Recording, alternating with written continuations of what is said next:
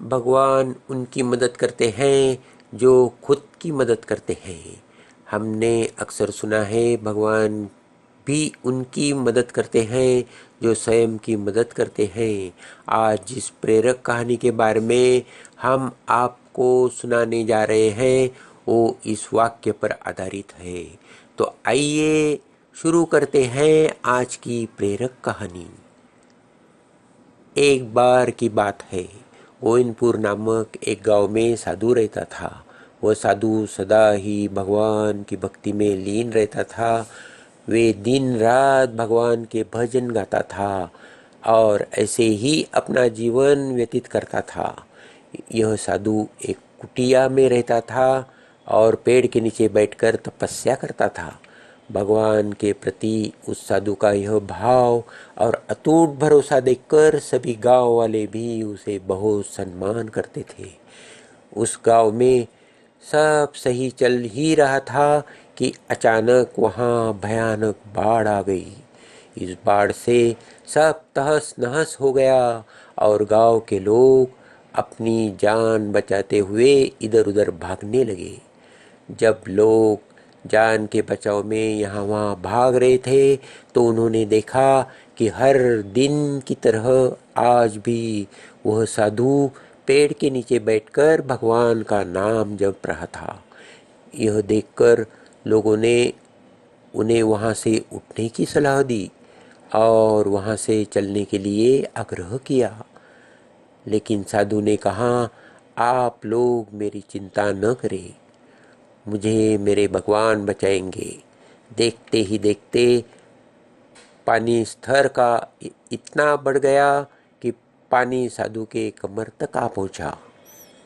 इतनी देर में उस जगह से एक नाविक गुजरा। नाविक ने साधु से कहा, हे महात्मा, आप नाव पर बैठ जाइए, मैं आपको सुरक्षित जगह पे पहुंचा दूंगा।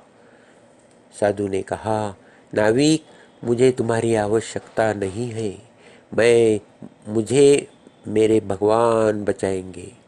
यह सुनकर वह नाव लेकर लौट गया। बाढ़ के कारण हालात खराब होते जा रहे थे, जिसके चलते साधु पेड़ पर चढ़कर बैठ गया और भगवान का स्मरण करने लगा। साधु भगवान को याद ही कर रहा है कि अचानक आकाश से अजीब सी ध्वनि सुनाई दी। साधु ने देखा तो एक हेलीकॉप्टर उसकी मदद के लिए आया है। इस हेलीकॉप्टर से एक व्यक्ति ने रस्सी लटकाकर साधु को उसे पकड़ने के लिए कहा। साधु ने इस बात को नकारते हुए कहा, मेरी रक्षा स्वयं भगवान करेंगे। उनकी यह जिद्द देखकर वह व्यक्ति और उसका दल वहां से चला गया। इतनी भयानक बाढ़ के चलते वह पेड़ भी बह गया और साधु की मौत हो गई।